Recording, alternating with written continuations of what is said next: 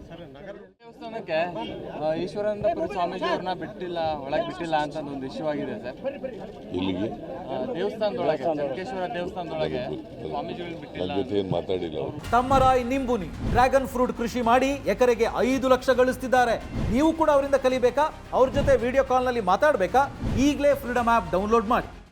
ಅವ್ರು ಬಂದ ತಕ್ಷಣ ಅದೆಲ್ಲ ಶುದ್ಧಿ ಮಾಡಿ ನಂಗೆ ಗೊತ್ತಿಲ್ಲದ ವಿಚಾರದ ಮೇಲೆ ಹೆಂಗೆ ರಿಯಾಕ್ಟ್ ಮಾಡಲಿ ರೀ? ಸಿ, ನನ್ನ ನಾಲೆಡ್ಜ್ ಬಂದಿದ್ದರೆ ನಾನು ರಿಯಾಕ್ಟ್ ಮಾಡ್ಬೋದು. ನನ್ನ ನಾಲೆಡ್ಜ್ಗೆ ಬಂದಿಲ್ಲ, ಹೆಂಗೆ ರಿಯಾಕ್ಟ್ ಮಾಡೋಕ್ಕೋದು? ಅವ್ರಿಗೆ ಕೇಳಿ.